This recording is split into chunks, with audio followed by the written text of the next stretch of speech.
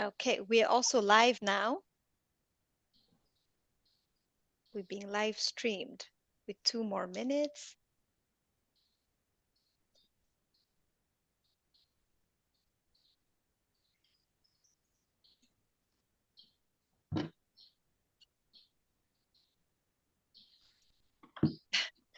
I see that our participants have already started raising their hands.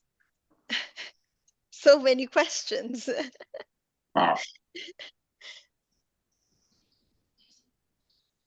Attendees, you'll get a chance to ask our panelists some very difficult questions.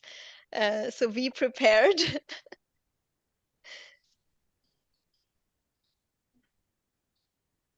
Okay, we could start, Jimmy. Yeah, sure. So again, hello and greetings to everyone joining us from all around the world. I can see from here that we are reaching some numbers in the audience. So welcome to all to this fifth episode of the webinar series of Let's Talk Land, hosted by the G20 Land Initiative Coordination Office of the United Nations Convention to Combat Desertification, or UNCVD.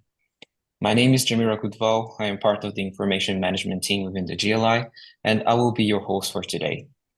In today's webinar, we will talk about addressing land degradation through land use and urban planning, and focus on the intricate relationship between land use planning and land degradation, as land degradation is on the increase globally, and if left unchecked, can have severe consequences in terms of agriculture, food security, and loss of livelihoods.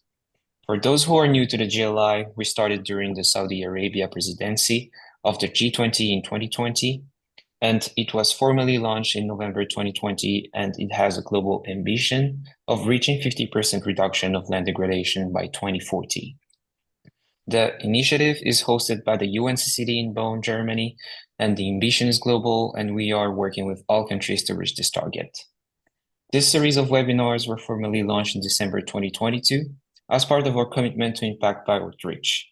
You can check all our videos on YouTube, as the current one is also live streamed on different platforms. Today's event is partnered with FIG, or the International Federation of Surveyors, which represents the interest of surveyors worldwide.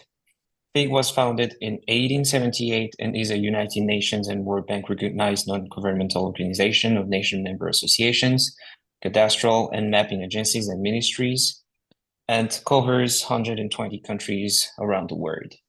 FIG has 10 commissions, with Commission 8 being dedicated to special planning and development.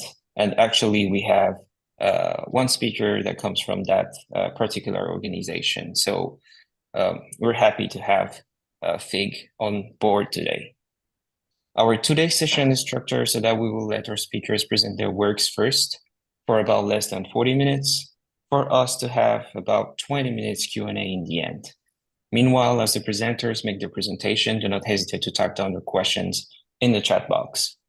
And also for information, it is important to note that all attendees will be provided the certificate from both the GLI and FIG Commission 8 at the end of the webinar. So that said, it is my pleasure to introduce you to our distinguished speakers.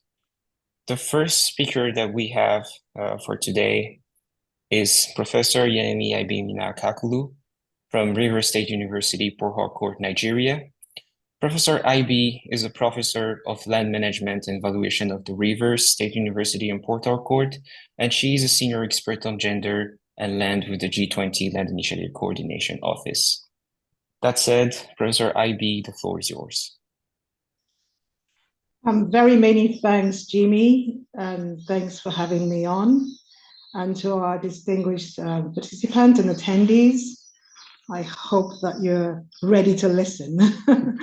Okay, I'll be making a short presentation on addressing land degradation through land use planning and urban planning tools. These are tools we've always had. These are old tools, there's nothing new in them. But let's see if we can use the same old tools to achieve a different result. And that is what this webinar is all about. Next slide. Now, I'll just do a short intro on the Global Land Initiative, who we are, and our connectedness to land degradation, a little bit about urban land degradation, to be sure we know exactly what we're all talking about. And why land use planning? Why not something else in terms of what can promote land restoration? We'll also look a bit into urban planning and then end with the tools that we can use to address land degradation. And my colleague will then present some case studies and we'll take that on. So next, please. So the Global Environment Facility has estimated that about 20%, 25% of global land is already degraded, with approximately 3.2 billion people already being affected by land degradation. And it's on the increase. It's something that we need to check. It's something that we need to be aware of. I mean, how do you check something you don't recognize, right? So it's something we need to check to ensure that we can safeguard our food sources and our livelihoods as well. So uncontrolled land degradation can continue to spiral, and if it continues in that trajectory, then we're likely to have, more aggravated triple planetary crisis that we're already facing. And so what's the G20 all about, and why is the G20 interested in this conversation? Next slide. So the G20 has an ambition to achieve a 50% reduction in land degradation by 2040, which is just a few years from now, right? And how are we going to do this? I mean, it's such a tall, a very lofty ambition, but it's possible, it's doable. And so we're partnering with different agencies, different organizations to get the word out there about land degradation, to ensure that people can recognize it when they see it, and people can take necessary action to prevent it from spiraling out of control. Now we have different ways of outreaches and ways in which we communicate, and this webinar is one of them. It's a novel webinar where we have the land in Let's Talk Land, and different experts come up to make presentations. So welcome to this one, and I do hope you take the opportunity to attend others. So what's urban land degradation? How do we recognize it? And why? What are the sources? What are the causes? And for the context of today's presentation, we're looking at that within the context of urban planning, land use planning. So sometimes it could be associated with poor planning decisions that were not carefully thought out, decisions where approvals were given for the construction of different types of infrastructure, and that triggered off land degradation, and it's spiraling out of control. It could also be from lack of sectoral cohesion and cooperation, where you have different people in different sectors all under pressure to deliver. I mean, the housing sector wants to deliver in terms of people's accommodation, housing, right? The power sector wants to ensure that there's power. And so different sectors have need for land. But without cohesion, without working together, it's possible that the activities of one may be aggravating land degradation, and that needs to be controlled. Also, you have allocation of land to uses that can actually trigger off that degradation, and pressure from investors in land. Now you have the global south and some of the other poorer countries where there are huge investment funds coming in, there's pressure on the demand for land. And because the technology is available to build in swamps or build anywhere, sometimes investors do put pressure, and because it's a bait, it's a gift coming in. And so governments in some parts of the world yield to these pressures and approve development in areas that are not conducive for that. So let's take a look at two images. There's an image up on the screen, and I need you all to now put your thinking caps on and just stare at these images for a short while, right? What we can see on the left is an image of a freshwater swamp, right? Within the fringes of an urban environment in 2005. And on the right, this is what we have in 2023. In terms of size, the image you're looking at is about 22 square kilometers, right? And it's not all that has been degraded, but just this snapshot is 22 square kilometers of land where freshwater swamps have been converted by urban sprawl, and some of it have had to do with planning permits and planning approvals that enable people build within these areas. Next slide. So there are a few questions for planners. Is it possible, would the development, have been suitable for a different location with less consequences on the environment? Was there any such consideration? Were alternative sites considered? Is there an option to say we would let you build, we would allow you destroy the freshwater swamps, but in return, you will be paying some taxes and some levies to enable us mitigate, the impact, ecological impact, and what could planning have done to change, or what can planning do to reverse the trend? Because like we've said, we're losing a lot of ecosystems that we need for our sustenance. Urban environments need urban wetlands to ensure clean groundwater, right? So the more we take that away, the likely the challenges of saltwater intrusion and other things might happen. So the question for the audience is, whose fault is this, or whose fault was this? And we're happy that people have houses to live in, but at the same time, the ecological infrastructure to maintain and support those houses has been eroded by planning approvals. Now, why are we talking about land use planning, and what really is it? The next slide. I mean, it's sometimes the terms are used interchangeably. Spatial planning as a broader concept within which land use planning sits. And it's just a framework of policies, plans, procedures, standard operating methodologies for balancing competing land use needs. Everybody wants land for something. And it's essential that planning authorities can regulate how land is used at the national, regional, and state levels. And then multi-sectoral policies and multi-sectoral goals and ambitions have to be managed within land use planning. Next slide. Now, in terms of urban lands, yes, we have a lot of pressure. Urban environment is where it happens, right? Job opportunities, commerce, industry.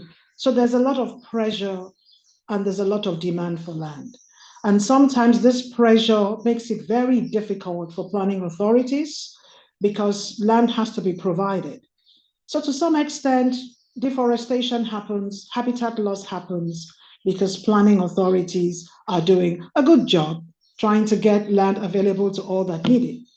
But we want a paradigm shift, right? We want that to be done in a more sustainable manner to reduce the impact on land and to reduce land degradation. Next slide. So the decisions and the decision making on, by planning agencies can be more sustainable if we consider a number of things, right? So if we approve this development, what are the likely consequences? How much will this contribute to further land degradation? Are there alternatives? Can we compare one site against 2 or 3 other sites and then optimize land allocation to be sure that we've looked at all the options, and having done that, we have found that this is the one option with the least environmental footprints, and that is the one that has been approved. Next slide. So we're suggesting a number of planning tools, right? These are not new tools, but these are tools that some countries have commenced implementing, and other countries have not even as much as heard about them and are still in the orthodox methodologies of planning. So one of that is ecological conservation, where decision makers control land use and are concerned about the ecological benefit. There's an image on the right that shows how we're trying to balance the concrete jungles with a bit of green. And if you look around some of the cities of the last century, definitely this wasn't it. Next slide. We also have integrating systems thinking and planning. Now, there's a lot of talk about the triple planetary crisis, and everyone talks about that. People are listening in and wondering how we got here. So we're beginning to understand that systems are connected, right?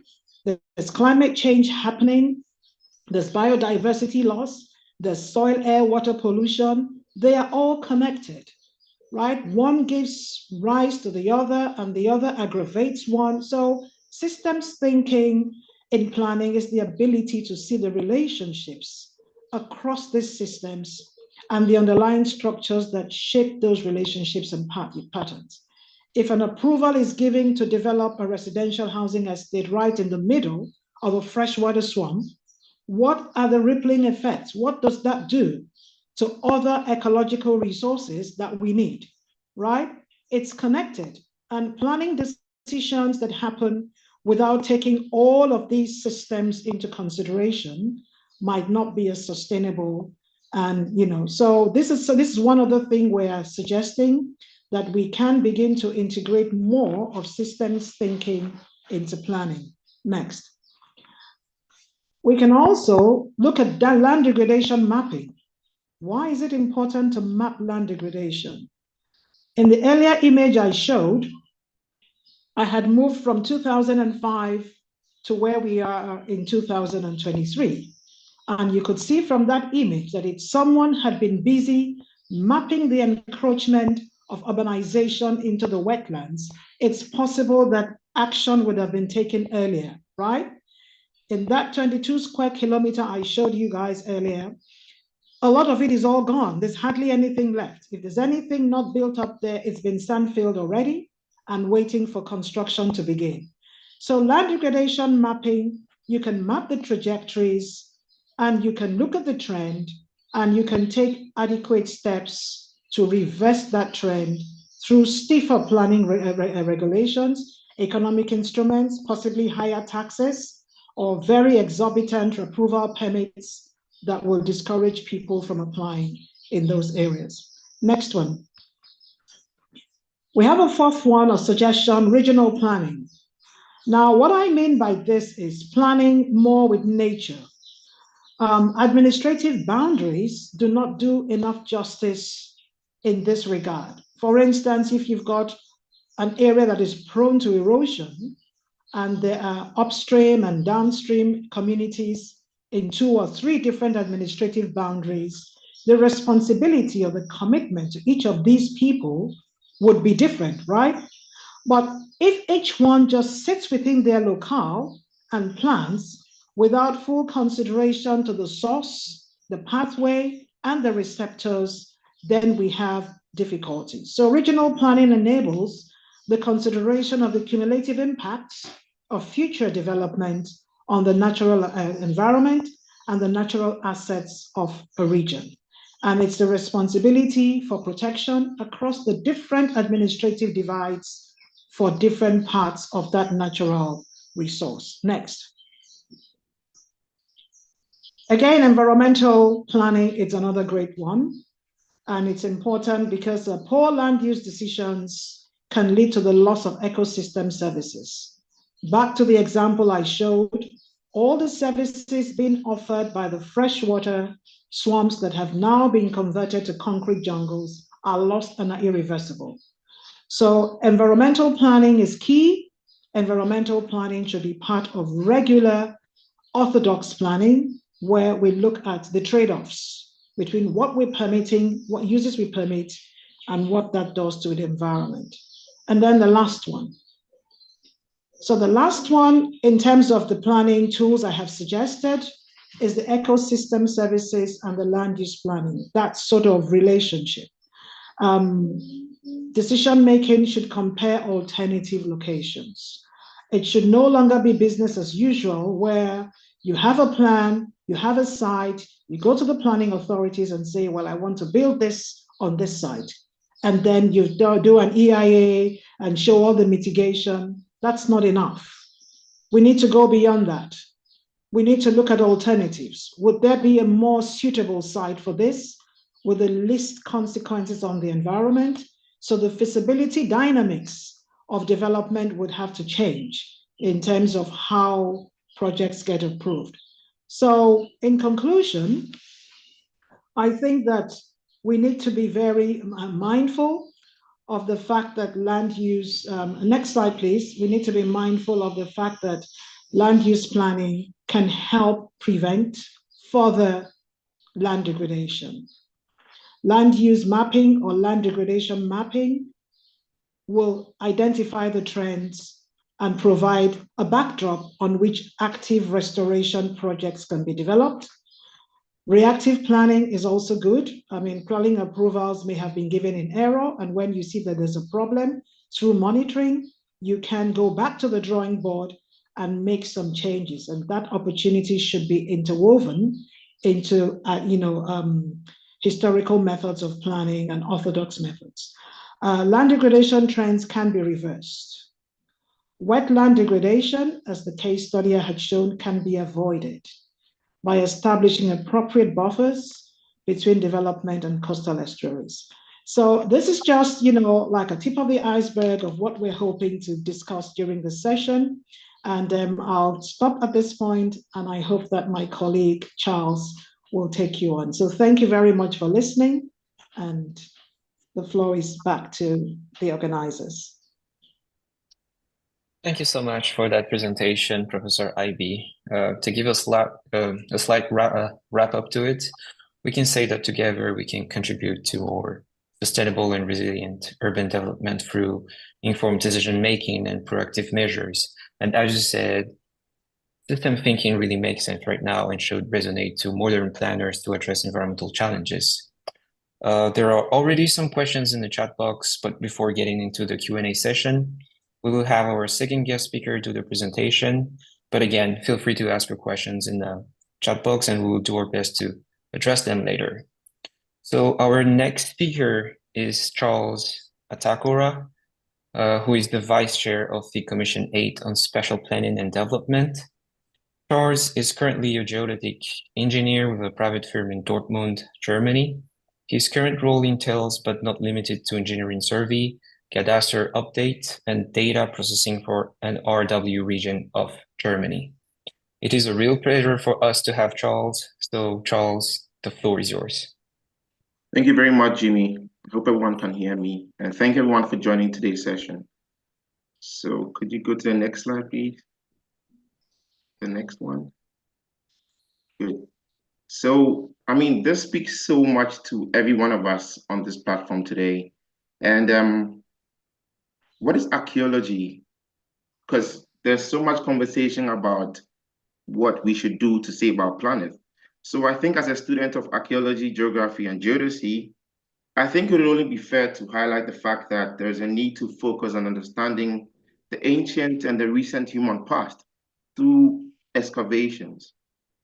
Because we save the planet on which we live, but what happened before we came onto this earth?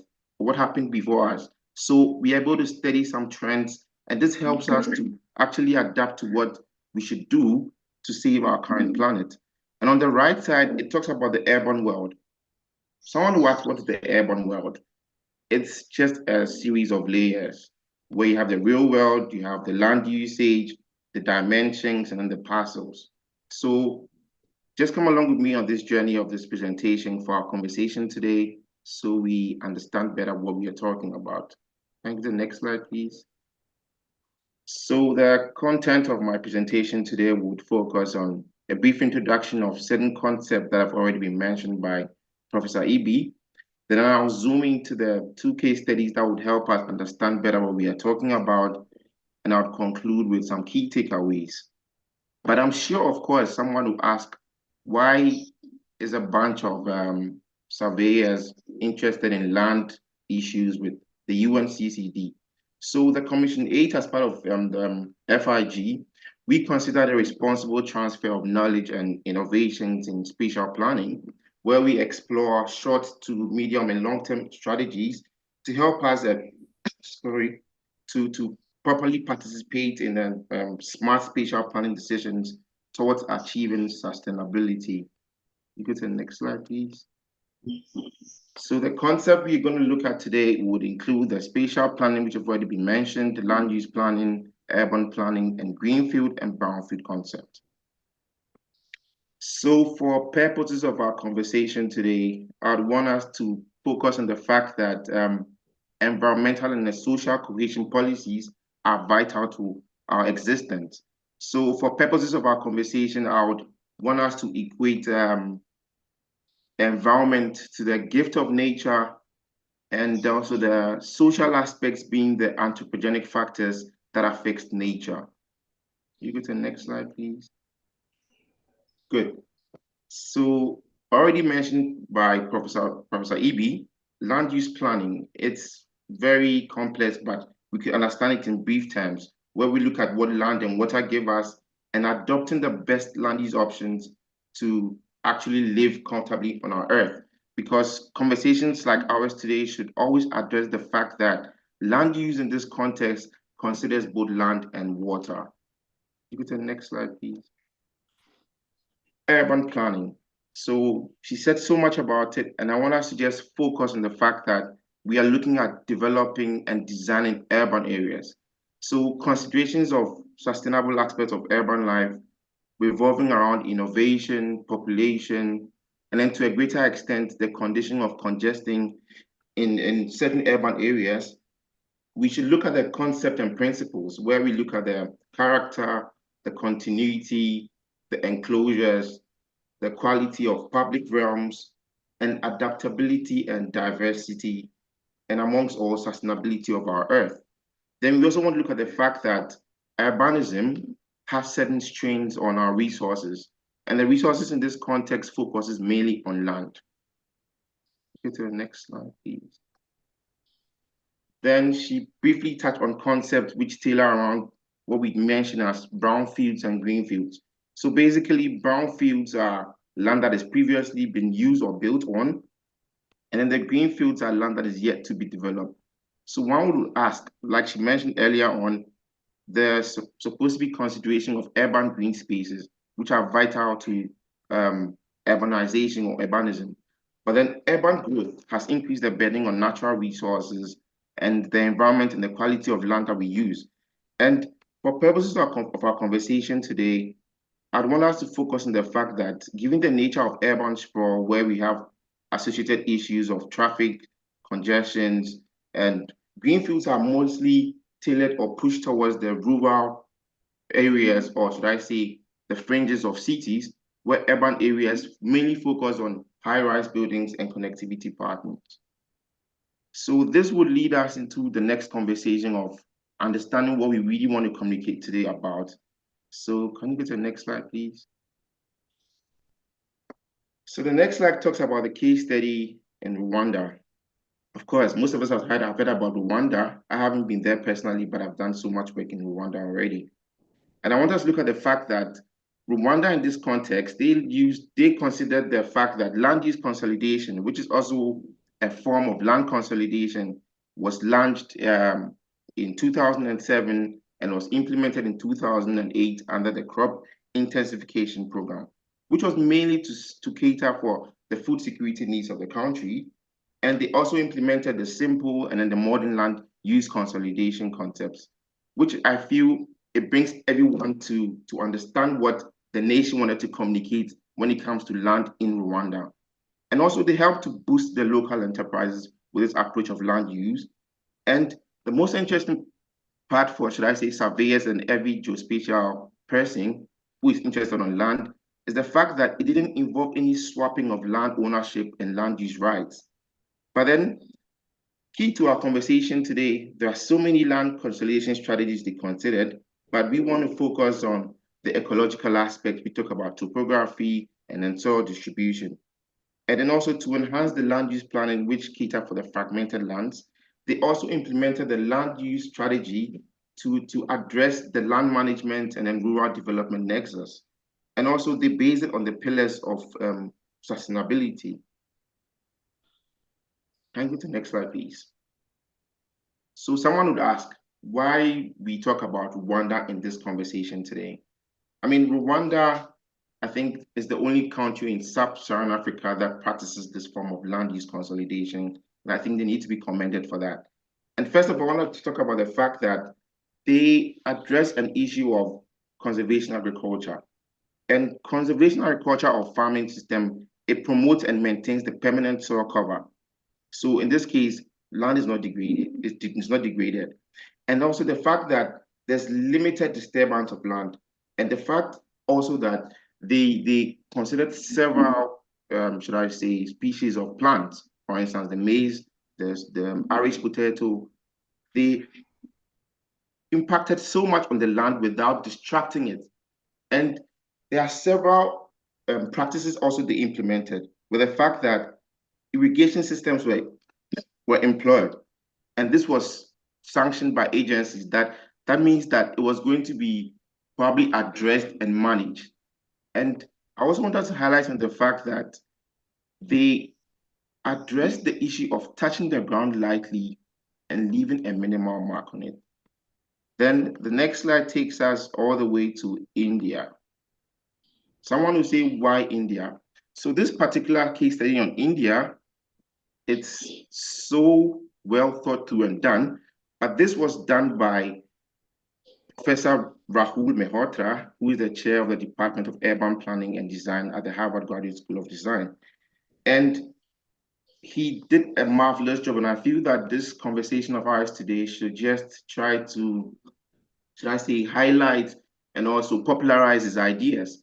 So this case study in India talks about a Hindu religious festival, which is host to millions of people for 55 days. And it's actually held at the confluence of two rivers in India, that is the Ganges River and then the Yamuna River. And after the monsoon waters recede, the sandbanks are exposed, giving some land to man to work on. And what was done in India was fascinating because a mega city on grid connected by pontoon bridges was should I say, established for this religious festival. And also interesting was the fact that it was built with bamboos, ropes, strings, fabrics, and nails. This shows to a large extent that those who want to worship their God or to practice a form of religious activity, they are still thinking about the land. They didn't want to distract the land even after they use it. Can you go on to the next slide, please? So how do they address land degradation in this approach? So according to Professor Mehrotra, he said that there's a consideration of reversibility and disassembly because every material that was used for this particular setup was dismantled and redistributed across several villages that would be repurposed. And the fact that permanent solutions for temporary problems were not considered because in most cases, people set up, should I say, plants or buildings to facilitate their religious activities, forgetting the fact that when they are done with the religious activity, there's going to be impact on the soil. So this research by Professor Mehrotra really exposed what we should do as human beings. And also the fact, according to Professor Mehrotra's words, urbanism shouldn't be about the ground vision, but with ground adjustment. So if the earth has given us space that is seen via or through the sandbanks that were exposed, why should we distract or try to destroy what land has offered us with? And also, he loudly said that we should touch the ground lightly and leave a minimal mark. Finally, going to the next slide. So that leaves us with the key takeaways today, because I want us to have a conversation beyond this session today. So what I leave us with today is the fact that we should touch the ground lightly and leave minimal marks. That's one. And also the fact that sustainability should be the focus of every planning venture, because without sustainability, we are doomed. And finally, the earth is all we have, and let's take very good care of it. I'm going to the next slide to show the references. Thank you very much for your audience.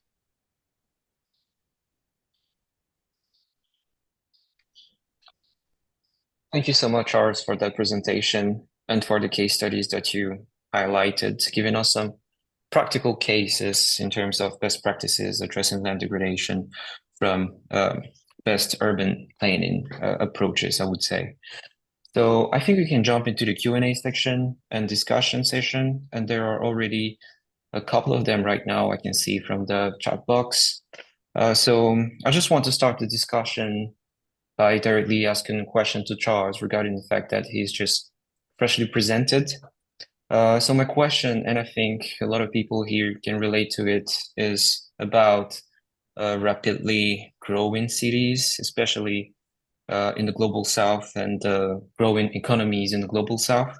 So the question would be, considering those different growing economies, well, how can we effectively address land degradation, and how can we effectively implement um, sustainable urban planning, I would say, and especially considering the fact that more growing cities would definitely mean more people, more needs for green space, more needs for livable space. So how would you address that? Thank you very much for the question, Jimmy. I think this question was clearly, should I say, answered by Professor Ibe in her submission, because she mentioned a couple of Mhm. strategies talking about taxes, ecological conservation, and integrated systems of understanding what the environment has to offer. But I mean, you clearly highlighted my presentation as based on case studies. So I'd want us to zoom into what happens in Germany, for instance. So I deal on a daily with architects and planners, and what most should I say agencies in Germany, when it comes to building space, really focus on the fact that there should be some sort of compensation for so much buildings in the urban space. So they implement strategies where there should be greenery, let's say green roofs, green areas, so that we sort of compensate for so much buildings on our urban space. And also the fact that they are planning, should I say, strategies that are implemented to focus on, for instance, most of the buses that run the cities should be just electric buses. So there's a limited space of use for fueling and for readjustment. So there are such, should I say, practical steps in Germany, for instance, to cater to this particular need of urban sprawl. Thank you. But I think Professor Ibi could add something if I missed something out. Oh, it's okay. I think you did a good job. Yeah, sure. Thank you for that, Charles. I will pick the questions in the chat box one by one. So to Professor IB, there are 6 major causes of land degradation in the world: deforestation, shortage of land due to increased population, poor land use, insecure land tenure, inappropriate land management practices, and poverty. How do you plan to achieve this if you lack political will, most especially from African leadership and administration? That is the question to you, Professor IB. Okay, thank you very much. I think, like with everything, knowledge is power, knowledge is key. And the capacity to understand the interconnectedness of how we use land and the future of our livelihoods is something that, you know, policymakers and, you know, politicians need to be taught. They need to be informed. I mean, sometimes people come into those positions for a short term, 3 to 4 years, in some cases, maybe more. And after that, they're up and gone. So I know the G20 is doing something about that. We recently had a Changemaker Academy for Parliamentarians, where we're bringing the parliamentarians into a room and teaching them about land degradation and teaching them about the consequences of ignoring that. And countries are attending things like COP and are making commitments to reverse land degradation or to restore land. So I think capacity building, you know, creating awareness at all levels, top and bottom, would help improve that situation. Thank you. And there's another follow-up question on that regarding the different threats that we currently face. So through G20 global initiatives, how are we planning to overcome those different threats to land degradation? And those different threats are, for instance, flooding, the creations of new deserts, and so forth. Yeah. So the land global land initiative is creating awareness, right, and is also providing practical tips across different fora, working with youth, working with women, working in different spaces to try and get the message out there about the connectedness. I keep using that word, the interconnectedness of environmental resources.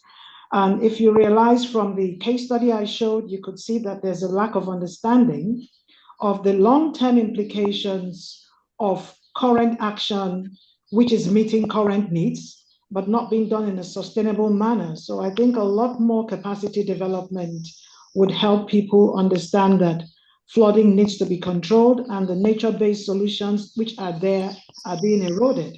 So you have wetlands that are there to control flooding, and then you build on the wetlands and you expose people to flooding, and there's no buffer.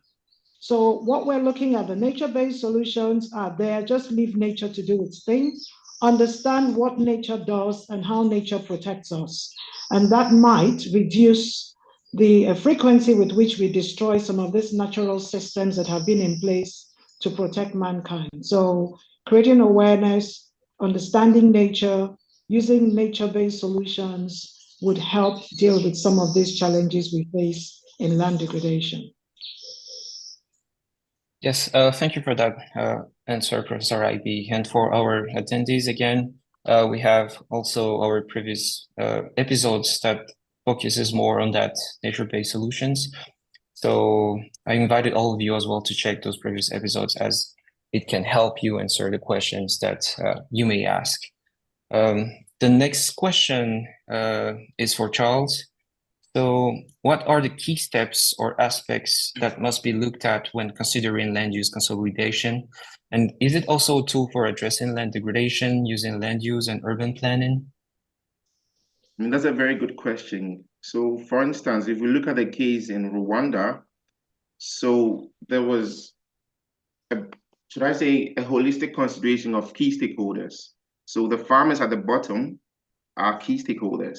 The government supporting them with the funding and fertilizers are also key stakeholders. So there should be not just a bottom-up or a top-down approach, but everyone should be included. And this inclusion shouldn't just limit to just the farmers and the environment, or should I say the government, but like I showed in the presentation slides, the strategy they use here focuses on the political issues, the government funding. Then we talk about the legal issues as well with the technology, where the land tenure system is considered, and also with the social aspect. For instance, when there's a ready available market to buy the produce of the farmers under the land use consolidation scheme or strategy, it would, should I say, transform their family cycles and how they feed themselves. And it gives them a mindset of responsibility. So if you are responsible for your initial environment or your immediate environment, it would probably give you a sense of responsibility of taking care of the land where you get your sustenance from. So I feel that there should be all inclusion in this when we are talking about consideration of key stakeholders and the main practices. Yeah, sure. That totally makes sense. And maybe I will just jump on a follow-up question on that because you mentioned inclusion and also a little bit of sense of engagement. So do you have any practical experience in working directly with local communities and how far can they be like involved into planning and just to address the global challenges or local challenges even in the local area? Good. So I don't know if it's appropriate to mention here, but I'm a farmer as well. So what I try to do on my farm is to probably just with a fertilizer application, we use drones. So what this means is that drones is should I say alien to the local folks. So what I do on my farm is any day the guys who operate the drones come over, I make sure that the farmers are around as well. So they get to see what the drone is doing. So by so doing, they feel that there's a future beyond just using the local approach of farming. So I'm including them in the scheme or the process.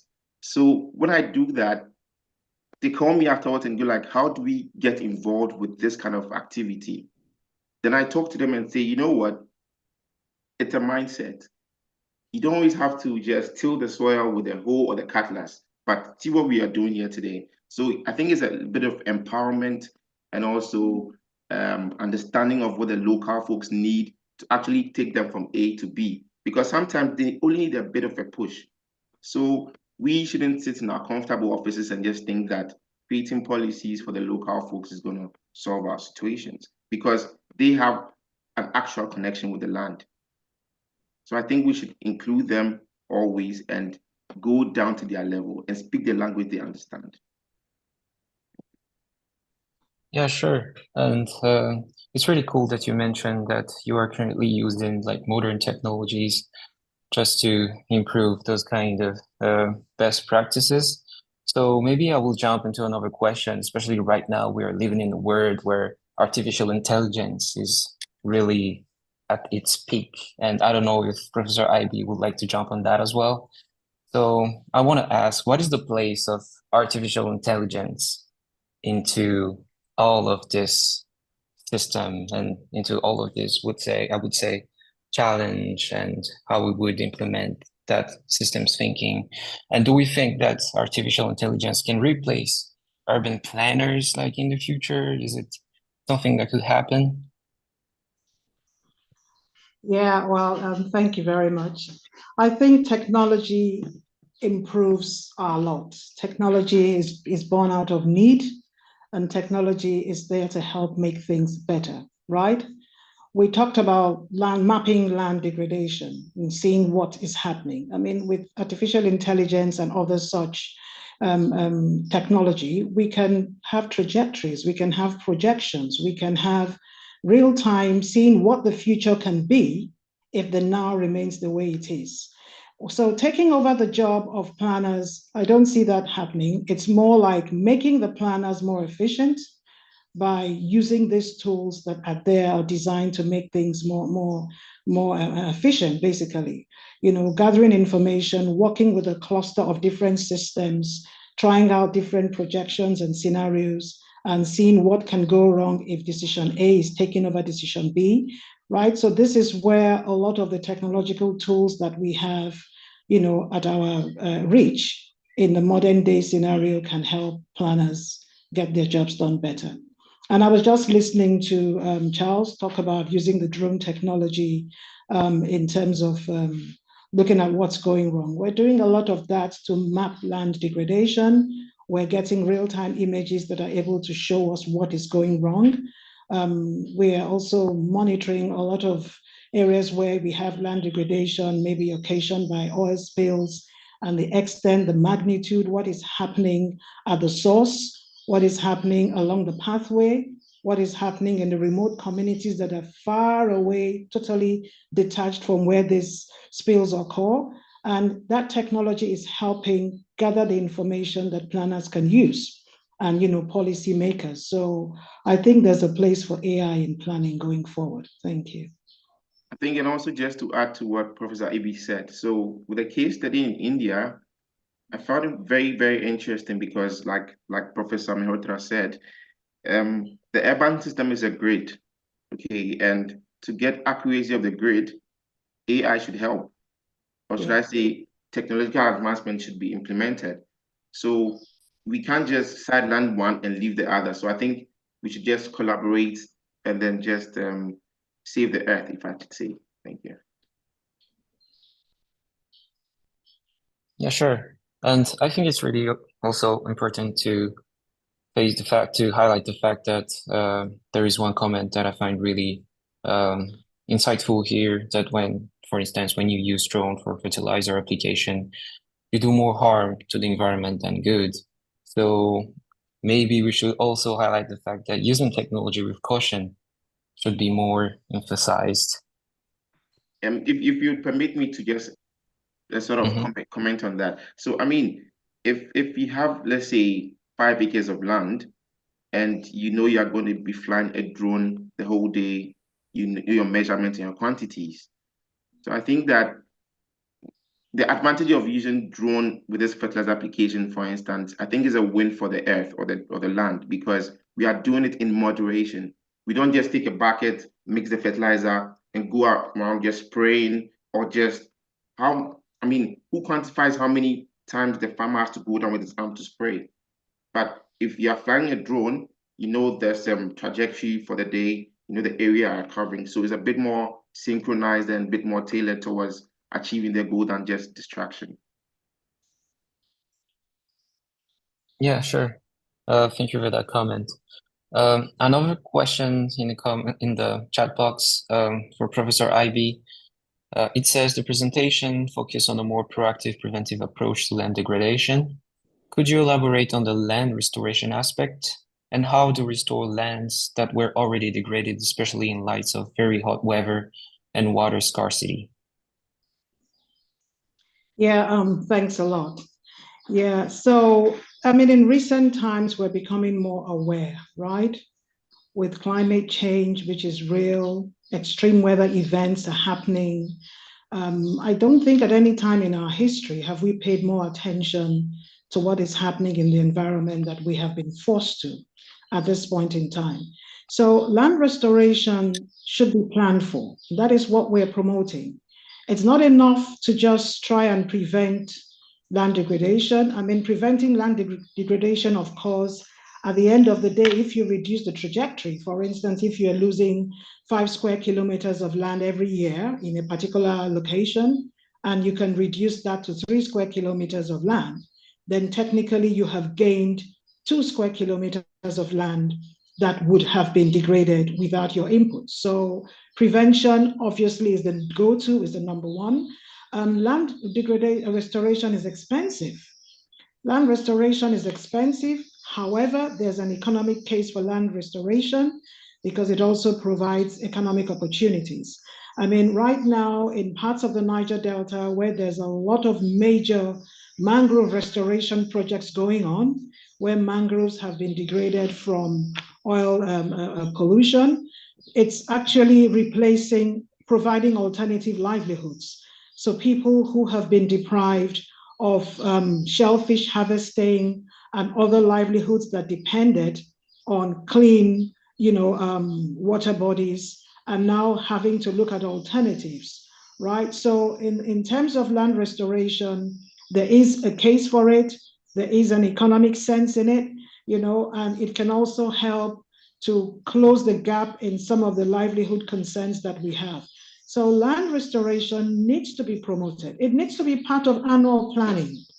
Countries are making commitments to restore large tranches of land on an annual basis, but in terms of how they are delivering on their promises is another thing. So how we look at land restoration determines what we do about it. If we see it as an employer of labor, another opportunity to provide food on the table for families and people who have been displaced by land degradation, and provide the necessary resources to enable them transition from previous livelihoods to new forms of livelihoods in the restoration industry, then it will be a win-win for everybody. Thank you. Thank you for that answers, Professor Ivy. I think it is really important to mention all of those different solutions and especially in the face of the challenges that we always talk about, especially in terms of land degradation. I just want to acknowledge here the presence of Minister Sotilo, apologies, of Argentina. So his question is, may I know what the actions of the G20 Land Degradation Initiative are in terms of capacity development in countries with severe drought?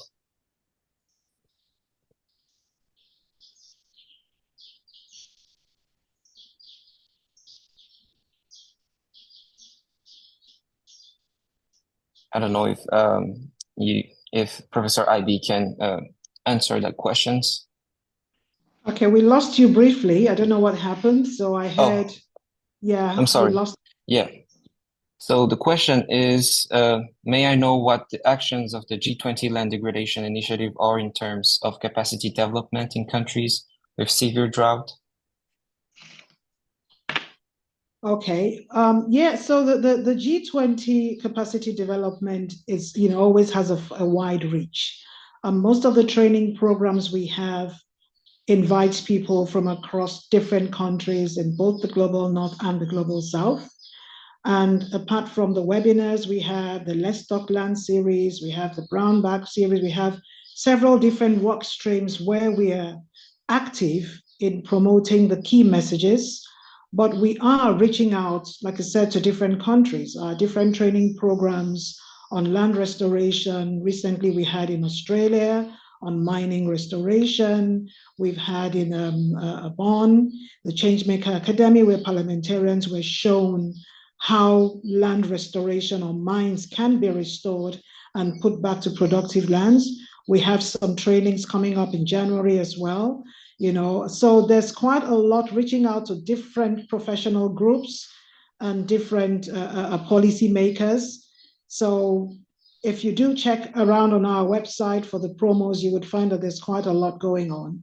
And so it's not just to remind you, we're also hosted by the UNCCD, and the UNCCD has a lot of work streams where they're actively combating desertification and working in those countries. We also have some work on the Great Green Wall project, where there's also a lot of capacity being built, increasing preparedness for desertification that continues to erode, the lands. And so there's quite a bit happening in the arid lands within the G20 Global Initiative and in partnership with UNCCD, who are our hosts.